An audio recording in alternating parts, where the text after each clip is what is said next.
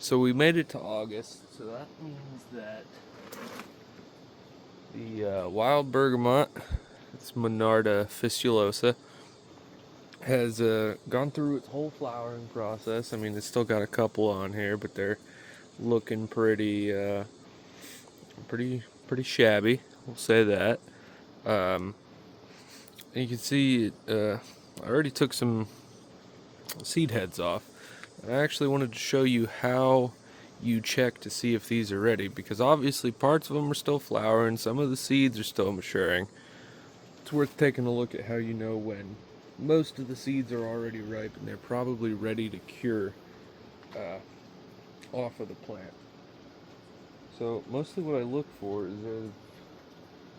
there's like some browning on these. And let's see if I can get a zoom in here. Let's kind of see the browning on this one. And bring it down closer. There's browning right through the middle of that, and that's about perfect for what you're looking for, is if there's brown around this middle section, because that means those are for sure matured, and usually all but like the very outside edge is cured, which those may not even be fertilized, so those might not even get seeds. So if you're not really sure, the next thing you can look at is you can peel back these bracts. These are these kind of lighter colored leaves here, and you just kind of take a little bit off the edge like this. And just like with wild basil, how you clean the seeds, which this is also how you clean those seeds, you kind of rub them between your hands, kind of beat them up a little. And what I'm seeing here is that I either just completely crushed these seeds or these are unfertilized, and that's just a ovary. I actually did test these earlier. I think it was this one, and it did have some seeds in it. So see if I take another bunch. You can see how these are kind of a little more swollen and everything like that. And you're looking for like a little pale brown. And they usually do darken up to something more almost blackish, but still a brown. Yeah, right there. Right there's a almost ripe seed, pretty much. Just needs to cure and dry out a little bit. There's actually two there. One there and one there. So I will just put these, just like the other ones, wild basil, put them right in the can. Scrape them off. And I have bonsai scissors today, so this should go real nicely. For these, I just take right below the bract, cut it off, the whole thing, into the can. And I know this one's ripe too, so I take this one. This one's just itty bitty. Clean these, just pull those off, and you're left with just the flower bud. The only other thing that you really need to do around this time of year, since it came through July, it was super humid. Gotta watch these the powdery mildew. So you can see I got a bunch there, some there, and these are actually getting it because these have done their job for the season. They've set their seeds, so these are gonna die back. So I'll just cut these down and actually have some pruners for that.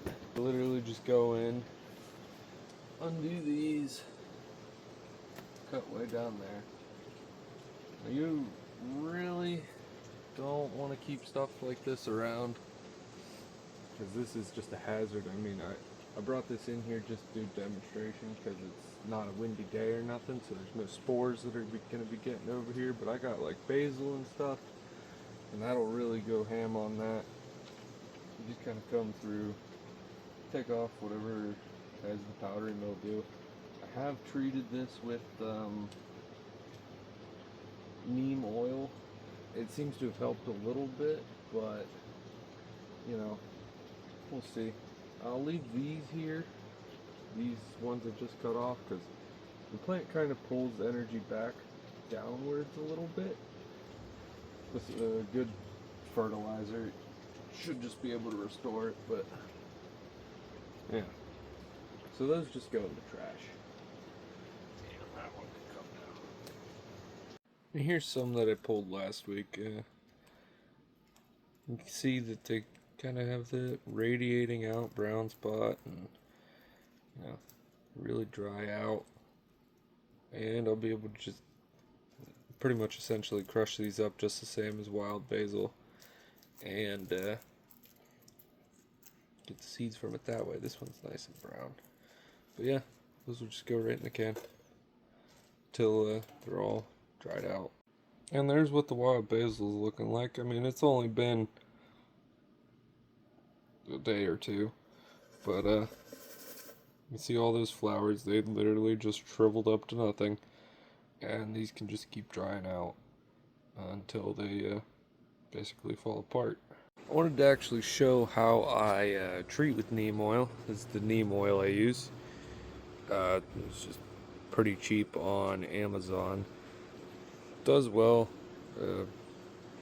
I make a quart of spray each time because I just have a little pump sprayer. I'll show that to you then. And then I just hose down the plants. I looked it up and it said it helps with the powdery mildew, so I use that out here sometimes. There's the pump sprayer. I got it from Dollar General.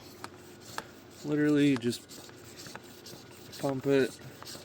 This adjusts the spray and stuff. Pump it till it's hard. Usually I'll just test it like that. And it smells like a Taco Bell. But yeah. And then you just soak the whole thing. Every plant. You kind of see that it disappears a little bit. That doesn't mean it's gone, but it helps. Now you don't really want to do this when it's flowering too much, because you will lose some of those bugs and stuff that are coming to pollinate it. Not that they're dying, it's just they can't smell what they need to smell to come pollinate it. So you gotta watch that. Then usually I'll just spray it on everything else until the pressure's out of it.